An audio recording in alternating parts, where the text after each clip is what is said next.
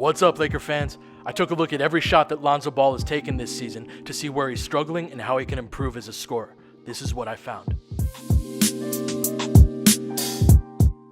Lonzo's shots at the rim are a big factor in why his percentages are so low, and it's largely a decision-making issue. Let's start with the good. If the big doesn't hedge, which usually happens because he's worried about the screener popping, Lonzo will get all the way to the basket. That's what Tyson Chandler does here.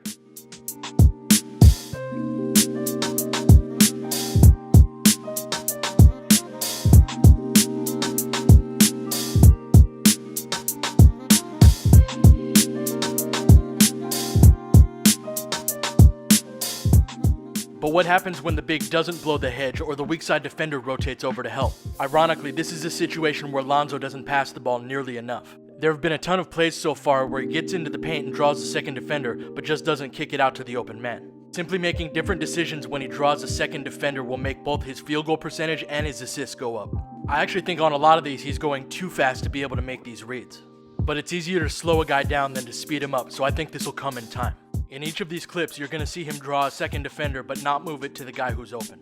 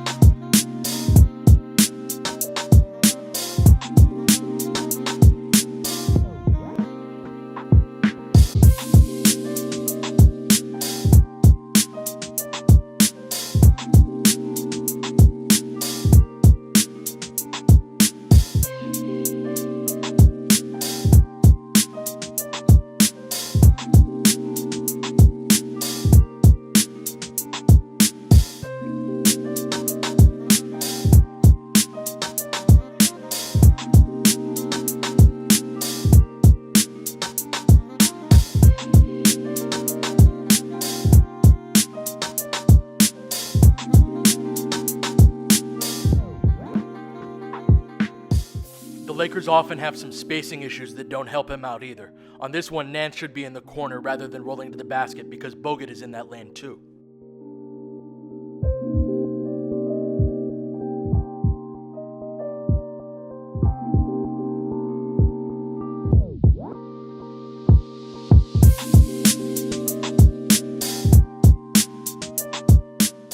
There are other times where he overpenetrates. The right play here is to pull up, but he keeps driving into Mozgov, making for an easy block.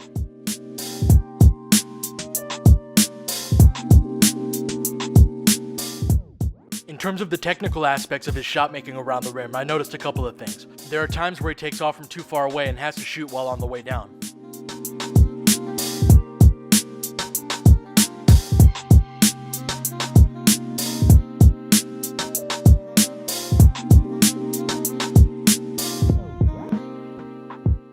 He also seems to be a little bit uncomfortable finishing on the right side of the basket. There are a lot of plays like this that he should finish with his right hand, but tries to go to a lefty reverse instead.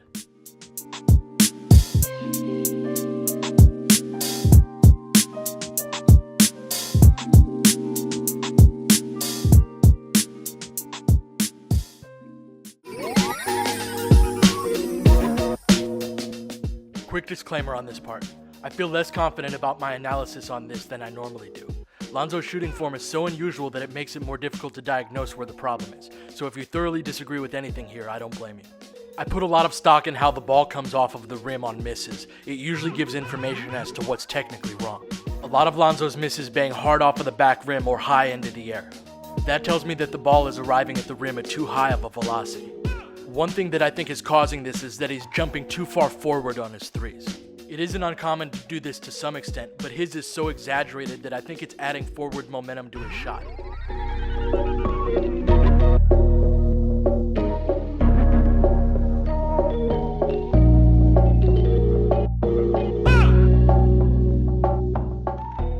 I believe that some of the times where he misses short is because he's overcompensating in the other direction. If you've seen my previous videos on Brandon Ingram's shooting form, I talk about him finishing too far forward, and Lonzo does this too. In my experience, shooters tend to do both of these things when they're trying to get extra distance on their shots. But Lonzo shot a lot of NBA distance three-pointers in college, so what's the difference here? A lot of those NBA distance threes in college were step backs, and he's still good at those. While he still finishes too far forward on those, the step back motion counters his tendency to jump too far forward.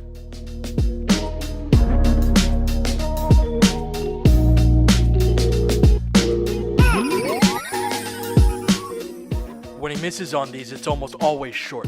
I think the Lakers player development coaches would be wise to focus on making his feet be more similar to how he shoots his step backs rather than jumping so far forward the way that he does on his spot ups. This three is the template. He finishes high with his shooting stroke and doesn't jump too far forward.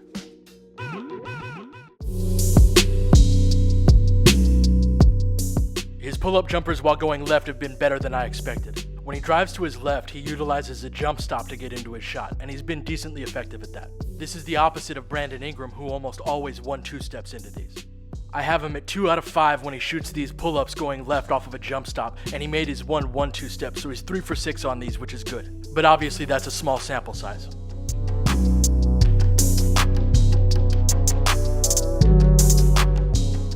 He's been less successful on these jump stops while going right, going just 1 for 5.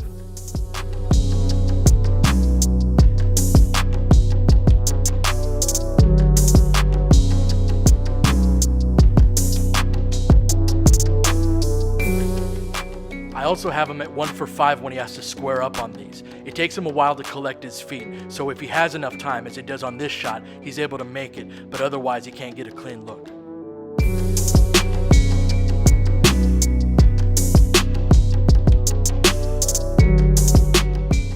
When he's able to pull up going straight, he's fine though. He pulled up in transition like this a lot more in college than he has in the NBA so far. He's been awkward but effective while shooting floaters going to his right, going 2 for 4 on these. As I've mentioned before, he has a hard time stopping or slowing down. He should just pull up on this, but he keeps his momentum going forward, making it a more difficult shot.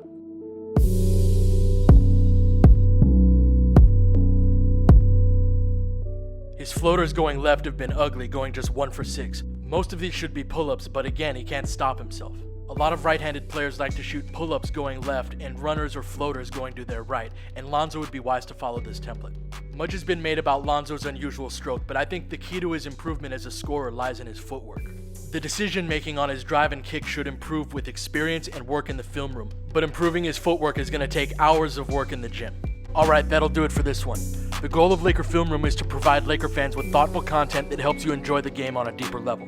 I'm able to do that because I don't work for a major publication that wants me to cover the most sensational material because it gets the most clicks. As a result, I rely on the support of Laker fans to help me produce my work. If you believe in what I do, please click either the Venmo or Patreon link below. Thank you so much. I'll catch you guys next time.